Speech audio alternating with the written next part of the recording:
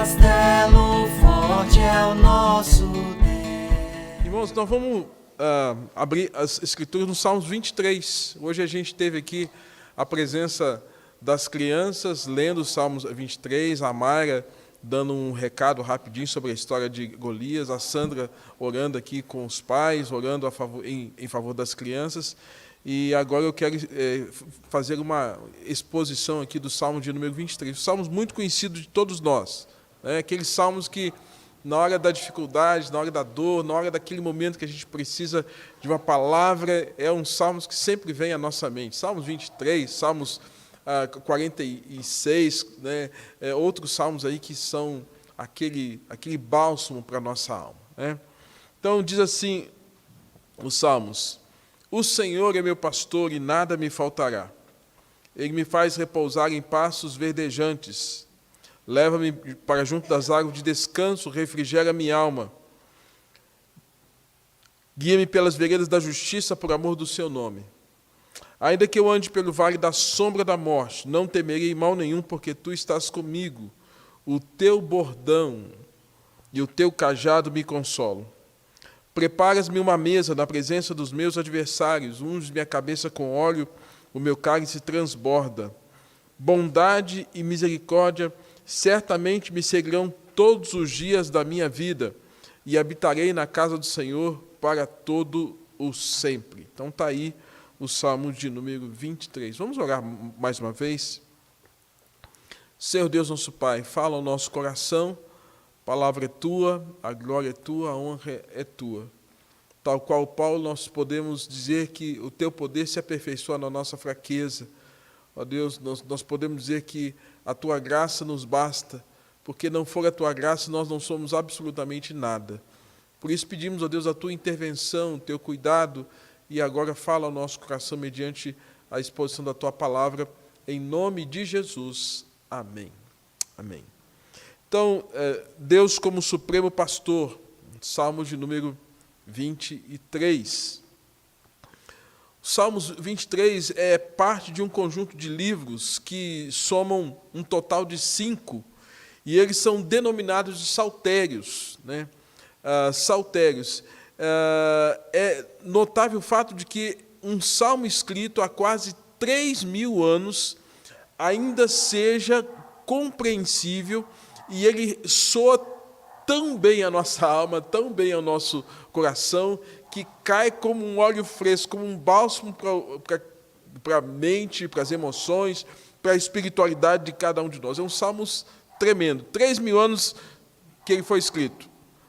Um dos fatos mais estranhos com relação a esses salmos é o fato de fazer uma correlação com ovelhas. Mas é importante a gente entender a diferença de ovelha, né, ou de carneiros para bodes e cabritos, né? Interessante a gente fazer essa alusão, né? Então, um dos fatos estranhos com relação aos carneiros é que, por sua própria natureza e constituição, lhes é impossível deitar-se, a menos que eles estejam em algumas condições, tá? Então, devido, por exemplo, à sua timidez, eles se recusam a deitar-se, a não ser que estejam plenamente tranquilos e serenos. Ou seja, um carneiro, uma ovelha, ela só se deita se ela estiver muito tranquila. Se ela não tiver, ela não vai conseguir, por conta dos temores, né? Aí eu estou falando de ovelha animal mesmo, viu? Eu estou falando do carneiro, né? Eles não se deitam se houver atritos com outras ovelhas, outros carneiros, porque há uma tensão, né? Não se deitam se estiverem sendo perturbadas por moscas ou parasitas. Então, se algum mosquitinho estiver ali incomodando, ela não vai ficar confortável, então ela não vai deitar, ela não vai ficar quietinha, tá? E não se deita também se ela estiver com fome. Então, são algumas características que a gente pode identificar acerca do animal que chama a nossa atenção. Os Salmos de Davi, que Davi compõe, ele vai falar do impactante valor que cada palavra dessa tem quando Davi se vê como ovelha do pastoreio de Deus sobre a sua vida. Lá no livro de Samuel, vai nos contar a história do chamamento de Davi, da vocação de Davi. Quando Deus chama Davi, ele era um pastorzinho de ovelhas. Ele pastoreava ovelhas. Então, ele sabia muito bem da competência que lhe foi atribuída de cuidar de ovelhas. E agora, nesse conhecimento, nesse know-how que ele tem, ele vai fazer uma comparação daqueles que conhecem a Deus em relação ao cuidado de Deus sobre a vida deles. Então, nisso, ele faz essa correlação do pastoreio de Deus sobre a vida dele, sobre a vida do povo hebreu, sobre a vida daqueles que seguem o Senhor. E é nesse sentido que eu gostaria de fazer como que uma análise bem detalhada daquilo que o texto vai nos apresentar. O salmista começa a dizer: o Senhor é o meu pastor. O Senhor é o meu pastor. Então, somente se deitarão para descansar no Senhor quem é ovelha. Quem de fato é ovelha, se estiver em plena segurança, sem os temores, sem tensões, sem fome. O bem-estar das ovelhas depende tremendamente da diligência do pastor. E nesse caso, Davi sabia que ele precisava cuidar naquele espaço, naquele curralzinho, usado também a expressão arrebol, ele precisava cuidar das suas ovelhas, como ele se via também na condição de alguém que precisava ser cuidado pelo Senhor. E na expressão poética dele, ele diz: o Senhor é o meu pastor. Então, esse quadro é um quadro que nos proporciona esse entendimento de Deus como o bom pastor, como o supremo pastor das nossas vidas.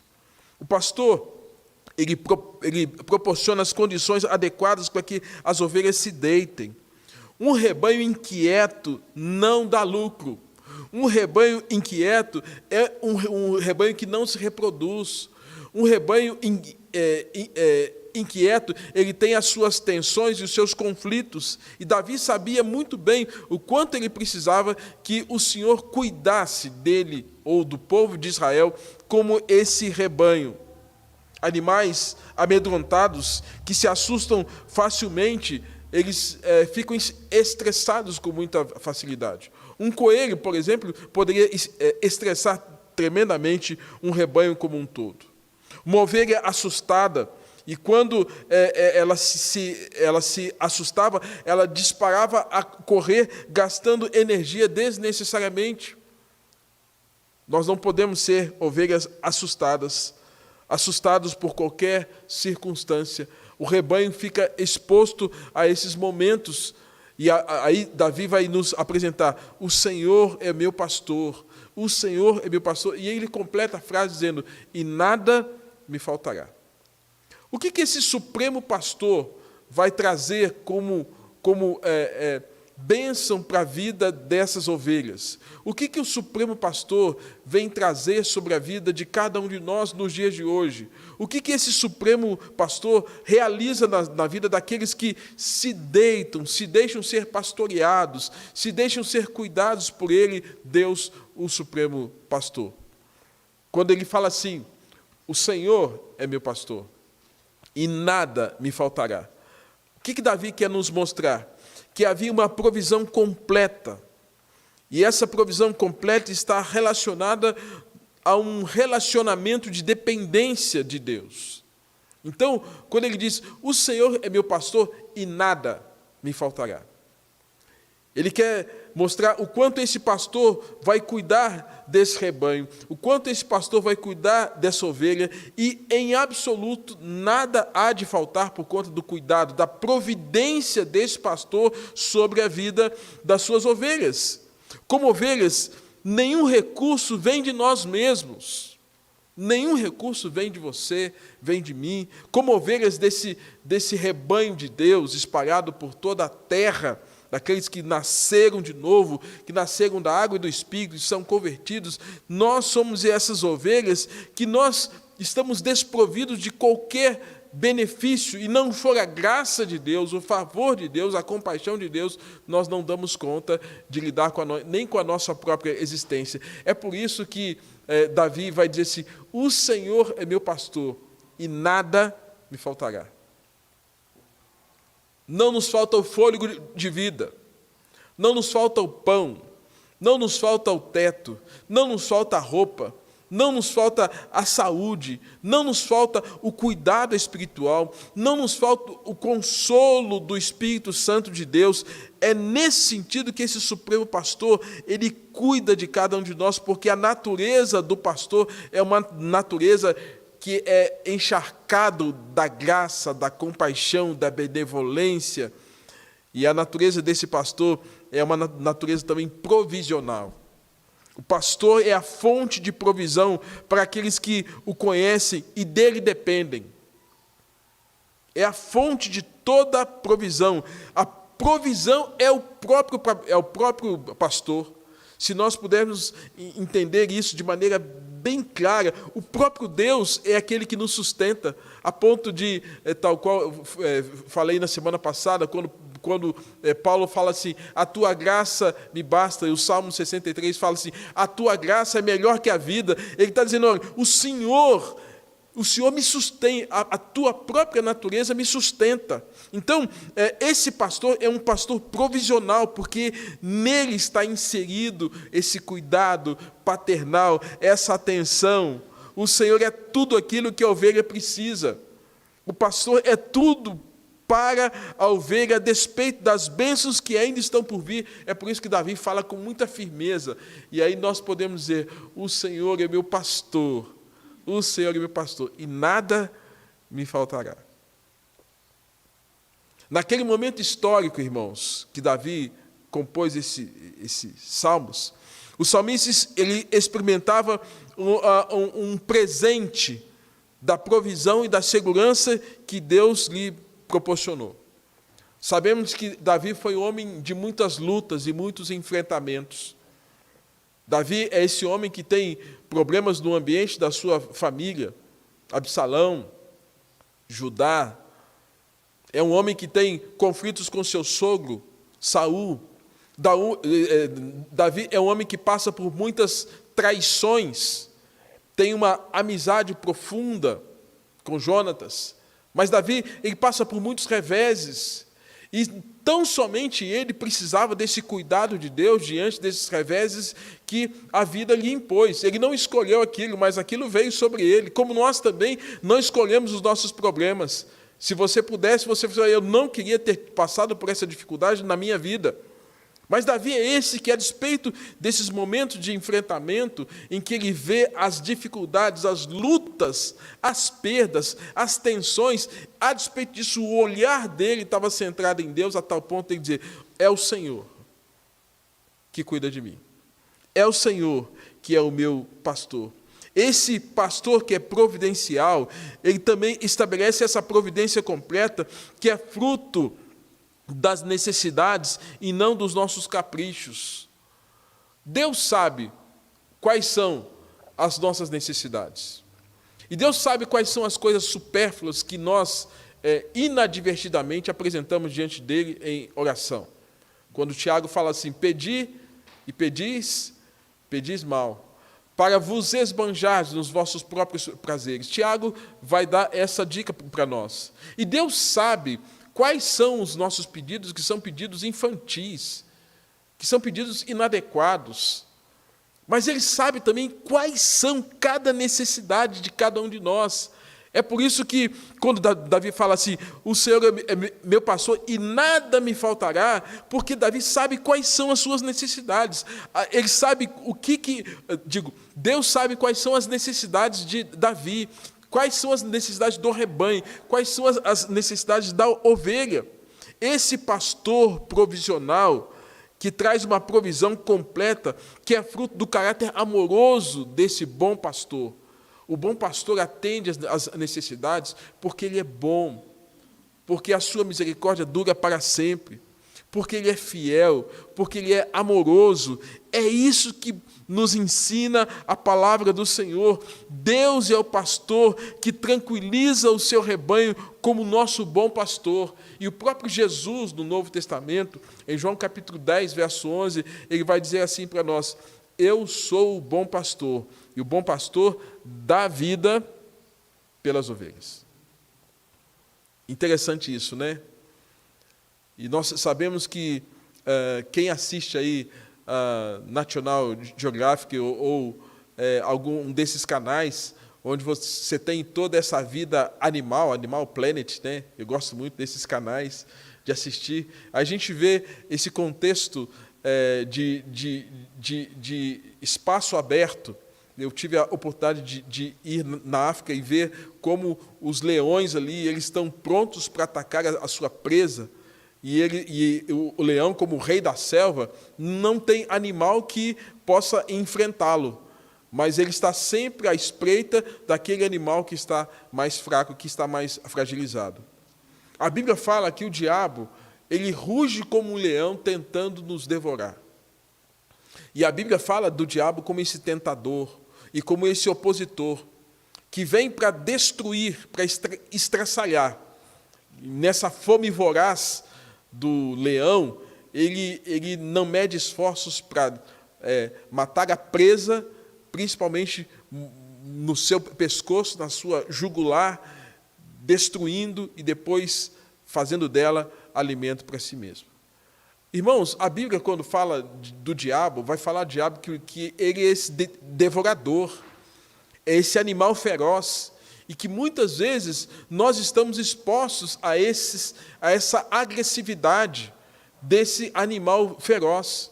Então, se nós pensarmos na figura da relação do cuidado do pastor com as suas ovelhas, o pastor ele sempre está exposto a um nível de perigo por conta dos lobos, por conta dos leões, por conta dos ursos e todo predador que, de alguma forma, tenta, de toda forma, destruir as ovelhas. E a Bíblia fala que Jesus se apresenta não como esse devorador, mas Jesus se apresenta como o bom pastor que cuida das ovelhas e que, inclusive, dá a vida pelas ovelhas. E a prova disso foi o que Cristo fez na cruz por nós. O que Cristo fez na cruz foi exatamente isso. Então, ao nos ensinar isso, irmãos, eu sei que tem alguém que cuida de mim, eu sei que tem alguém que vai me proteger, eu sei que tem alguém que vai lutar as minhas lutas, porque o pastor vai lutar as lutas das suas ovelhas. Ao invés de expor as ovelhas, o pastor vai estar ali e lutando as lutas das ovelhas. Esse pastor é Cristo, é Jesus.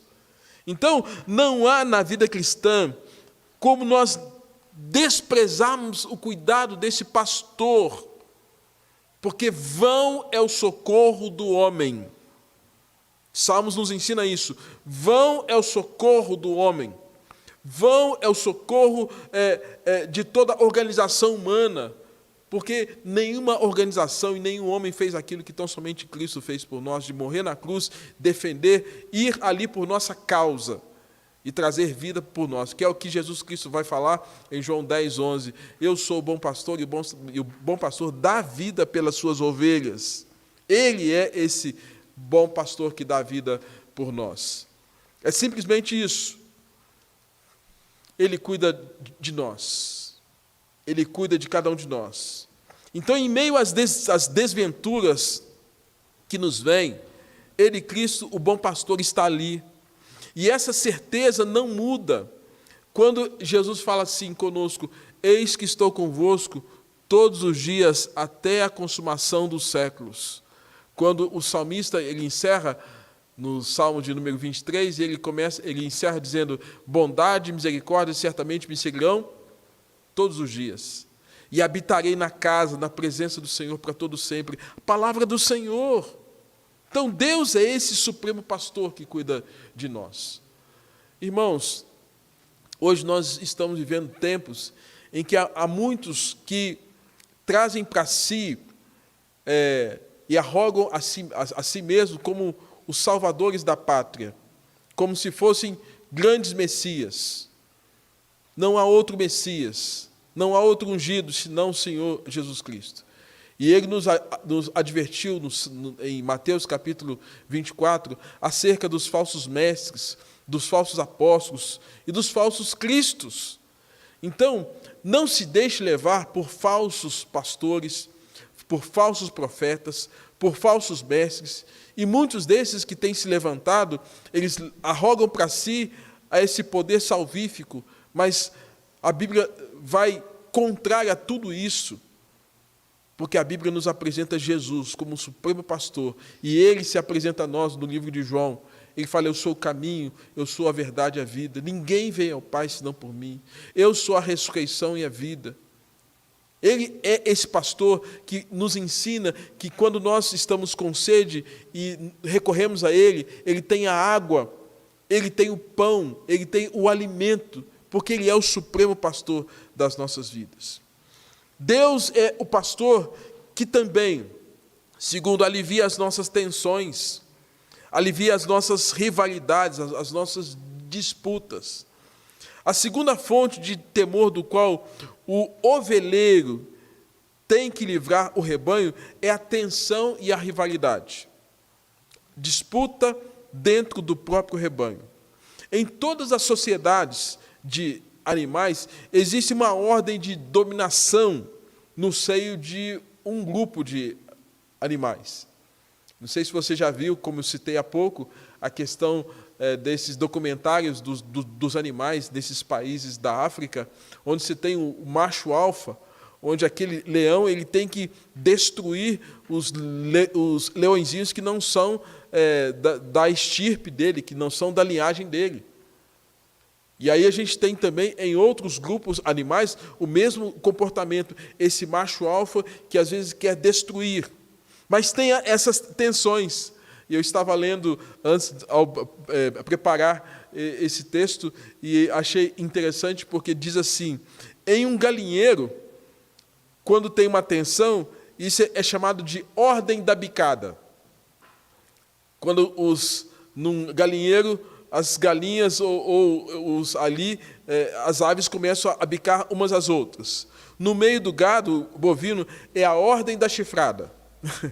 A ordem da chifrada. Entre os ovinos, falamos da ordem da marrada, ou seja, a ordem da cabeçada.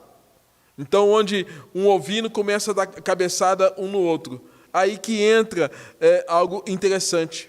Em geral, uma ovelha mais velha, ardilosa, dominadora, se arvora como um líder daquele grupo de carneiros e começa a bater uma nas outras.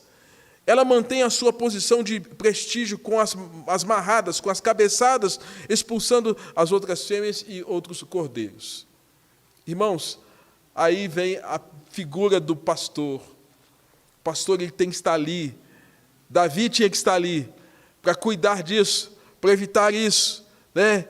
Para não permitir que as ovelhas se degladiassem à presença do pastor. E aí vem o fato de que a Bíblia nos ensina que Deus mostra o quanto Ele, como pastor, quer de fato cuidar do seu rebanho, cuidar de cada um de nós. Ezequiel capítulo 34, verso 14 e 15, o profeta vai dizer o seguinte: como o pastor busca o seu rebanho, no dia em que encontra ovelhas dispersas, assim buscarei as minhas ovelhas, livrá-las-ei de todos os lugares para onde forem espalhadas no dia de nuvem e de escuridão. Tirá-las-ei dos povos e as congregarei dos diversos países e as introduzirei na terra, apacentá-las-ei nos montes de Israel, junto às correntes em todos os lugares habitados da terra.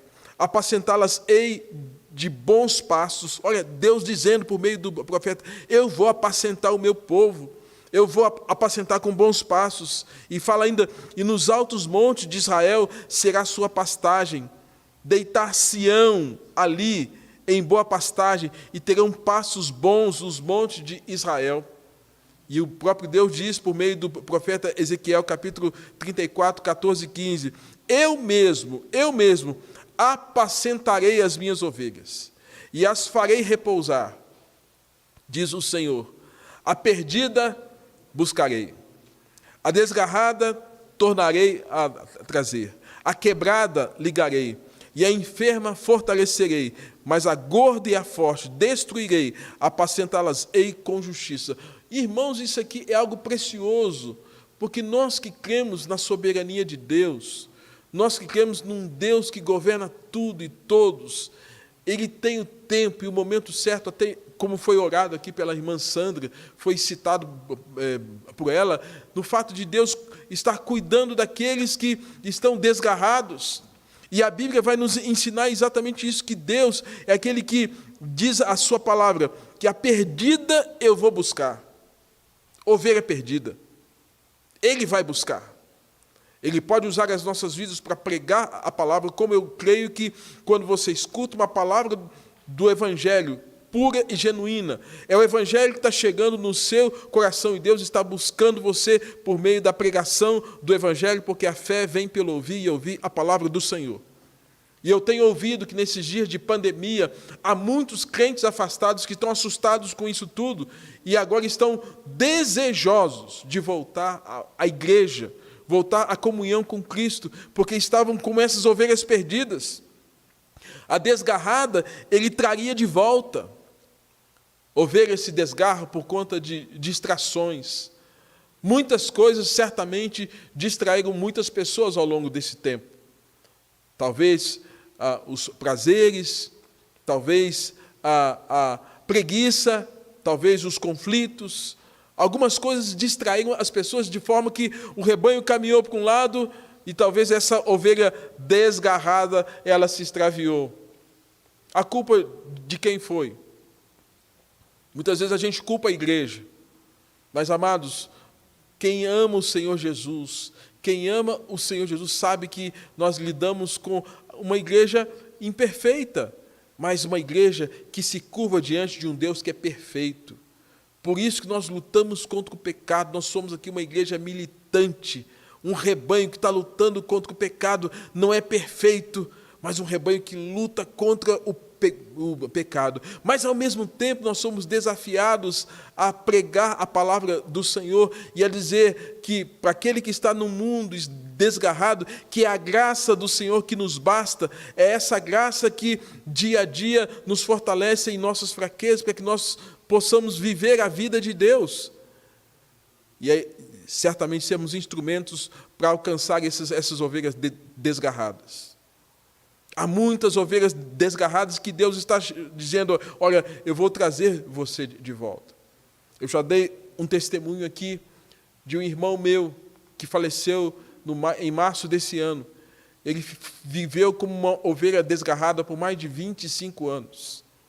E foi no momento de dor, de sofrimento, de câncer, que ele entendeu que não podia mais correr de Deus, não podia mais viver a vida longe do Senhor. Foi essa circunstância que Deus preparou, mas trouxe a ovelha de volta. Trouxe a ovelha de volta. E aí, esse pastor traz cada um de nós de volta. A perdida buscarei, a desgarrada trarei de volta, a quebrada ligarei.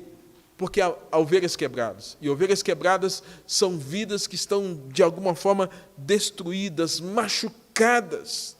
E Deus está dizendo, eu tenho poder de cura, eu tenho como consertar os ossos quebrados, eu vou religar essa patinha quebrada, essa vida quebrada, e a enferma, ele fortaleceria. Ovelha enferma, às vezes a ovelha está no meio do rebanho, mas ela está enferma. Às vezes ela está no meio do rebanho e ela está enferma.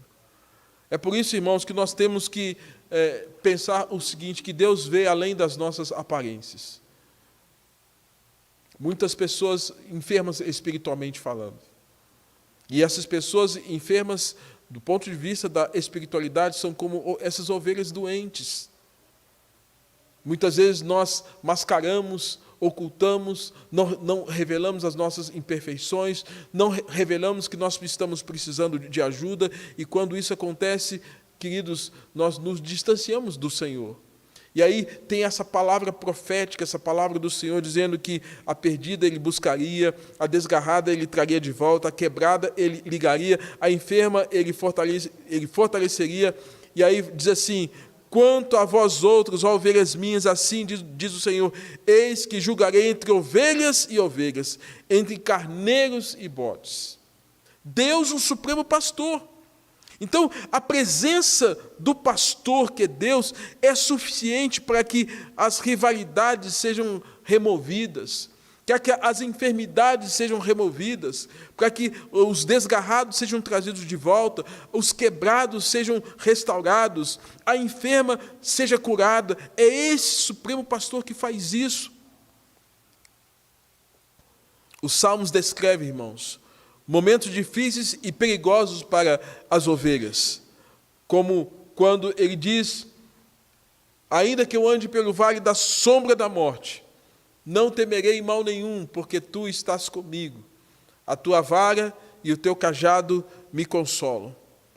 Davi está expressando a realidade desse vale da sombra, circunstâncias difíceis, situação de medo, a presença dos adversários, do lobo, do destruidor, de Satanás.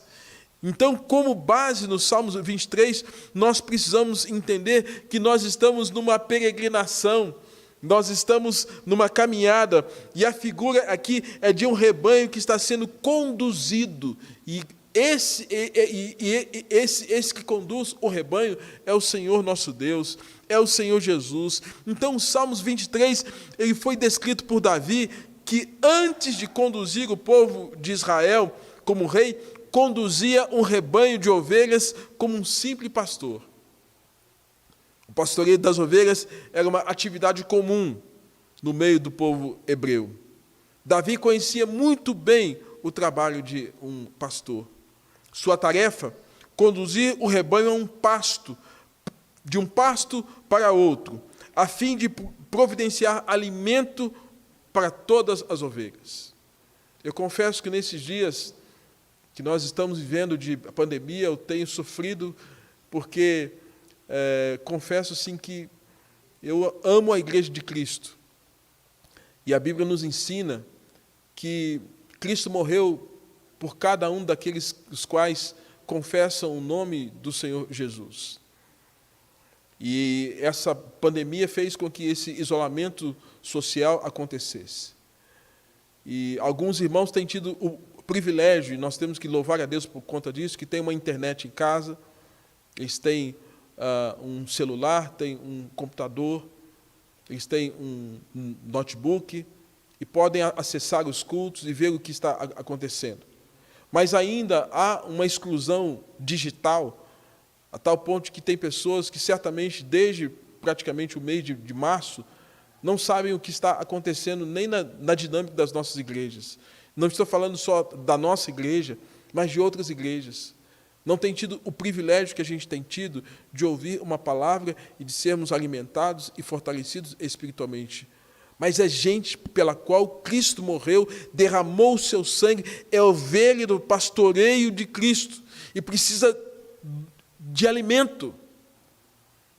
A minha oração é que Deus, mediante a ação do Espírito Santo, esteja trazendo graça e luz para essas pessoas, para que elas sejam fortalecidas a despeito de não estarem podendo ter esse acesso e a despeito de não estarem vindo aqui e participar do culto conosco.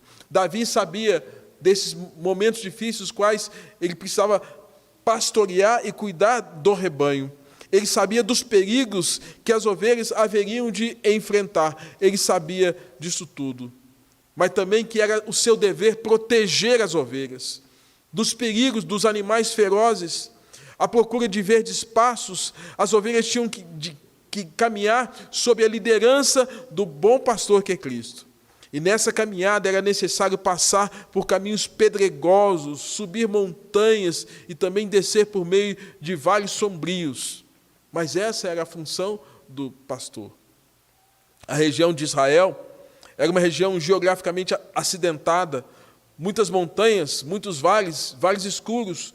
As ovelhas eram animais sensíveis, que facilmente se assustavam, e principalmente quando passavam por vales escuros. As ovelhas, elas tinham de confiar no pastor que as conduzia. E cada crente é uma ovelha que está peregrinando nas veredas desse mundo. E essa peregrinação nem sempre será por caminhos planos, passos verdejantes, como agora. Há montanhas, há vales tenebrosos, e nós precisamos passar por eles.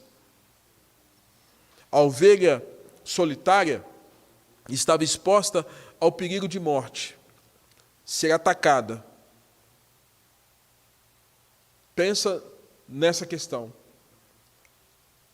Ezequiel fala da ovelha desgarrada. Vamos pensar então nessa ovelha solitária. Ovelha solitária, do ponto de vista humano, passa por solidão, passa por isolamento, passa por esquecimento, passa por ausências. Eu tenho certeza que muitas das nossas igrejas tem pessoas que elas só recebiam um abraço na igreja. Muitas das pessoas que fazem parte das nossas igrejas só tinha a igreja como local social para poderem estar ali. Certamente, nas nossas igrejas, muitas pessoas só têm a atenção do pastor. O filho não cuida, a filha não cuida, o pai não cuida, ou aquelas pessoas que não têm parente nenhum, são solitárias, literalmente. Amados, paira sobre cada um de nós essa preocupação, mas nós temos que confiar, sobretudo, que Deus, o Supremo Pastor, administrar sobre essas vidas, esses corações, para fortalecer e para encorajar, e que ainda que a ovelha esteja solitária, ela tem esse cuidado de Deus. Por isso que nós precisamos orar, interceder por esses irmãos, por essas irmãs que fazem parte do rebanho. Podemos andar por vales difíceis. A exemplo de um rebanho de ovelhas, nós também estamos sujeitos a andar por vales sombrios. E durante essa peregrinação, sofrermos. Por essa razão, nós precisamos confiar naquele que nos conduz, porque aí é que Davi vai dizer: ainda que eu ande pelo vale da sombra da morte. Davi está falando, ainda que eu ande por essa situação tão complexa, difícil, onde parece que a minha vida está indo embora, está por um fio a minha fé, a minha confiança, ainda que eu ande por esse vale difícil, escuro, eu não vou temer, porque o Senhor está comigo. Esse vale escuro, essas profundas trevas ameaçadoras, nós podemos pensar que elas poderiam trazer um verdadeiro fracasso para essas ovelhas. Mas Davi expressa a sua confiança quando diz: não temerei mal nenhum, porque tu estás comigo, porque a tua vara e o teu cajado me consolam. Ninguém gosta de ficar num espaço escuro. Ninguém gosta de trevas. Eu não sei, aqui na região do Vale, hoje, lá onde eu moro, a luz ela acabou por alguns minutinhos. E logo a minha esposa veio e falou: amor, acabou a luz. Acabou a luz, eu não sei aqui no Vale. Porque a gente não se sente confortável com a escuridão. E aí a Bíblia vai dizer exatamente: ainda que eu ande pelo vale da escuridão, eu não vou ficar tomado pelo medo, porque Deus vai estar comigo. O vale da sombra pode ser o fundo do poço na vida de muita gente. Locais de profunda escuridão. E alguns podem estar ali por pecado, outros estar ali por uma tribulação permitida pelo nosso Deus. E a expressão, quando ele fala, não temerei mal nenhum, porque tu estás comigo, significa a presença do Supremo Pastor me conforta, me dá segurança. O hino de número 111 do nosso cancioneiro, do nosso hinário, ele tem uma letra preciosa que ele fala assim: comigo estás, ó Deus, a noite vem, as trevas crescem e o temor também. Socorro tenho e vera proteção, porque em ti fizeste habitação. E a segunda estrofe fala assim: ó morte, os teus poderes vão findar, como quem diz, conforme o apóstolo Paulo falou: ó morte, onde está a morte? Onde está a morte? Aí o hino vai dizer assim: ó morte, os teus poderes vão findar, em Cristo os santos vão ressuscitar, no reino eterno há gozo e exultação, e com Jesus eterna habitação. Hino 111, letra maravilhosa, de conforto, de consolo. ó Deus, eu sei que o Senhor está comigo. A tua vara e o teu cajado me consolam. Eu não temerei, porque tu estás comigo. Porque Deus dissipa os temores. O mal nenhum, dano algum pode chegar à nossa vida sem a permissão de Deus. E quando chega com a permissão de Deus, é para nos tratar, é para nos fortalecer, é para nos testar, não para nos destruir. E a gente encerra, irmãos, a análise desses salmos, quando o salmista fala, quando muda o cenário, porque ele está falando aqui do pastor, ele está falando de vale escuro, ele está falando de sombra da morte, depois ele está falando, aí eu fico pensando num salão imperial, onde você tem aquela mesa com um banquete fantástico, com aquela comida deliciosa, ele fala assim, preparas-me uma mesa. E eu não posso pensar em preparar em mesa aqui, simplesmente na ideia de uma mesa singela, uma mesa simples, até porque o nosso Deus não é um Deus que trata as coisas por medida, mas é um Deus que manifesta as coisas em abundância. E ele fala, preparas-me uma mesa. Então é uma mesa, um banquete. Preparas uma mesa. Olha só, ele muda o cenário completamente. Se a gente olhar o texto, ele fala assim, olha, ele começa falando sobre que nada haveria de lhe faltar, ele fala de águas de descanso, ele fala de refrigério de alma, ele fala de Deus guiar por veredas de justiça, ele fala de vale da sombra da morte, e agora ele fala de banquete. Preparas-me uma mesa. Então, se a gente olhar essa ideia aqui, a imagem que é mudada de um terror para uma mesa, um banquete, é a ideia de algo farto, abundante, delicioso, majestoso, que tem bom cheiro. Deus está preparando, Ele está mudando completamente o cenário. Certamente, muitos de nós aguardam mudanças de cenários. E mudanças essas que só Deus pode realizar. Que humanamente falando, nenhum de nós tem poder para mudar esses cenários. Mas Deus pode, o Supremo Pastor pode mudar. Um dia para o Senhor é como 1000 anos, 1000 anos como um dia. A qualquer instante Deus pode mudar o cenário da nossa vida.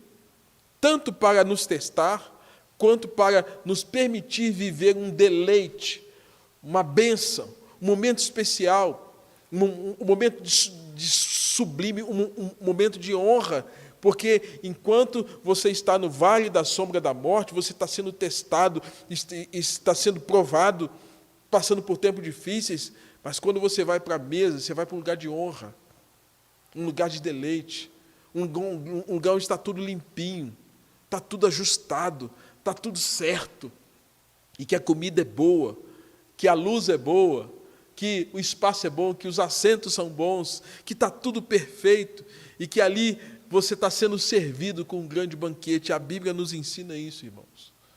Que o nosso Deus, o Supremo Pastor, é esse que está a todo momento preparando uma mesa, e aí ele fala assim, preparas-me uma mesa diante dos meus adversários. Os adversários vão ver você assentado na mesa, porque eles vão ver que você está sendo honrado pelo Senhor. Eu confesso que já tive momentos da vida que vi Deus me colocando na mesa. E eu louvo a Deus por isso. Porque aquele que se humilha será exaltado. E é exatamente isso. A ovelha que se inclina, que se deita, que é apacentada pelo bom pastor, essa ovelha, em algum momento, Deus vai tirá-la do vale da escuridão. Deus vai tirá-la desse vale da sombra da morte, vai colocar sobre a mesa, ali naquele espaço de honra. E aí os adversários vão observar, nossa, o que aconteceu? Que mudança é essa? Mas essa é a vida do crente, essa é a vida do homem e da mulher que serve ao Senhor, porque Deus muda esse cenário. E por fim, ele vai dizer que esse Deus que unge, que o faz assentar à mesa na presença dos inimigos, e os inimigos são os mais diversos. Inimigo, irmão, é tudo aquilo que te afasta de Deus. É o mundo, é o pecado, é a carne, é Satanás, é toda circunstância de tentação que nos afasta do Senhor. E o Senhor vai te colocar assentado à mesa, na presença desses inimigos que te afastam desse Senhor, desses lobos vorazes que tentam afastá-lo do Senhor nosso Deus. E aí, por fim, ele vai dizer que vai ungir a cabeça com óleo. O óleo, ele tinha fins terapêuticos, tanto para curar feridas que eram abertas, às vezes uma mosquinha que pousava sobre uma ovelha, um incômodozinho, às vezes por um machucado que acontecia. Mas o óleo também ele era usado para a consagração dos levitas, dos sacerdotes e dos reis. E a gente sempre faz uma correlação do óleo como sendo a obra do Espírito Santo, que refresca a alma. E esse óleo sobre a nossa cabeça é esse óleo que vem, de fato, curar as feridas da nossa alma, que vem tratar daqueles comportamentos pecaminosos, os quais a Bíblia fala que somente o Espírito Santo vai nos convencer do pecado, da justiça e do juízo. É esse Espírito Santo que intercede por nós com gemidos inexprimíveis, porque nós não sabemos orar como convém. Esse óleo é esse Espírito Santo que nos sela com o Santo Espírito da promessa e nos faz ter a convicção da nossa vida eterna. É esse óleo que a Bíblia nos ensina, que é esse Consolador, que o mundo não o vê e nem o conhece, mas nós o conhecemos porque ele está em nós. Esse óleo é essa presença magnífica de Deus, que nos faz desfrutar daquilo que foi cantado, ter uma paz que excede todo entendimento. E ele fala: unges minha cabeça com óleo. Quer seja para curar ferida, quer seja para ser usado pelo Senhor, porque levita era usado pelo Senhor, sacerdote era usado pelo Senhor, os reis eram usados pelo Senhor, e eles sabiam que se não tivessem a unção do Senhor para fazer o que tinham que fazer, eles não teriam condições de realizar. Unges minha cabeça com óleo. Olha só Deus mostrando para nós, e Davi mostrando para nós, por meio desses salmos, o quanto nós precisamos desse óleo, o quanto eu preciso desse óleo. Eu sei que dia a dia eu preciso desse óleo sendo derramado sobre a minha vida, sobre a minha cabeça. Dia a dia, todos os dias. Senhor, tem misericórdia, derrama teu óleo, derrama o teu poder sobre a minha vida. Eu preciso dele, você precisa dele como ovelha, e nós precisamos desse óleo fresco como rebanho de Deus. E aí, sequência ao verso, ele vai falar acerca do cálice que transborda. O cálice, a Bíblia fala do cálice da ira de Deus, mas não é esse cálice que está sendo transbordado aqui. O cálice é o bom vinho da alegria, é do contentamento que vem de Deus, da satisfação, do deleite que nós temos no Senhor. O cálice aqui é o que o Salmos 37 nós lemos hoje pela manhã. Agrada-te do Senhor e Ele satisfará os desejos do teu coração. Agrada-te do Senhor, espera nele, confia nele, tudo mais Ele fará. Agradar do Senhor é viver essa vida com Deus, essa vida de plenitude na presença do nosso Deus. Esse cálice há de transbordar, e o Senhor Jesus vai falar no Novo Testamento que todos quantos crerem nele, do seu interior fluirão rios de água viva. Salmos 23 nos ensina tantas coisas maravilhosas. E por fim, Davi vai trazer para nós a conclusão dessa canção maravilhosa, quando ele diz: bondade e misericórdia certamente me seguirão todos os dias da minha vida, e habitarei na casa do Senhor para todo sempre. Aqui, nós poderíamos fazer uma correlação dessa bondade e misericórdia que nos seguem, lembrando-nos da letra do hino de número 32. Tu és fiel, Senhor, meu Pai Celeste. Teus filhos sabem que não falharás. Teus filhos sabem que não falharás. Então, essa bondade tem a ver com o caráter de Deus. Essa misericórdia tem a ver com o caráter de Deus. E essa bondade e essa misericórdia tem a ver com a aliança que Deus fez conosco por meio de Jesus. E Ele está dizendo, eu não vou quebrar a minha aliança. Eu não vou quebrar a minha aliança. Lá em São Paulo, tem uma irmã lá que é muito estimada minha, Silvia Angela, irmã muito amada. Tenho uma estima muito grande por essa irmã. Ela sempre falava assim, pastor, nós não podemos sair debaixo do guarda-chuva da graça. Nós não podemos sair debaixo do guarda-chuva da graça. O guarda-chuva da graça nos protege, pastor. É isso mesmo, senhor. Está certinho. Não vamos sair debaixo do guarda-chuva, não. Né? Porque Deus vai sempre deixar o guarda-chuva lá. A gente é que quer sair debaixo do guarda-chuva. Porque Deus cumpre a sua promessa e Deus cumpre a sua aliança de nos proteger, de nos cuidar. E Davi está traduzindo isso no Salmo de número 23, quando ele fala, bondade, eu sei que a lealdade de Deus, eu sei que a misericórdia de Deus vai me acompanhar todos os dias. E com isso eu vou habitar na casa. Aí a casa é uma metáfora. Não é que Davi moraria no templo de Jerusalém, até porque ele não construiu o templo, foi o filho que construiu. Ele apenas comprou o terreno e desfrutou do tabernáculo. Mas quem construiu o templo foi Salomão. Então a gente sabe que nessa metáfora, estar na casa, estar na presença de Deus. Ah, irmãos, se não for essa bondade, essa fidelidade de Deus, essa misericórdia, nós não permanecemos na presença de Deus. Aí nós vamos querer sempre estar fora desse guarda-chuva, fora desse espaço, fora disso que nos protege. E Paulo vai dizer assim, haveremos de pecar para que a graça de Deus seja mais abundante sobre nós? E ele fala, não, de modo algum. Como nós permaneceremos no pecado? Nós que para o pecado morremos. Então Paulo está dizendo, não, vamos sair debaixo do guarda-chuva da graça, porque esse guarda-chuva nos protege. Essa bondade, essa misericórdia caminharão juntas conosco até o final da nossa vida, todos os dias. Essa é a experiência que Davi teve, uma experiência de uma comunhão profunda com o Senhor. E aí a gente pode pensar, quando as coisas parecem difíceis, ou quando parecerem difíceis para você, lembre-se desses salmos.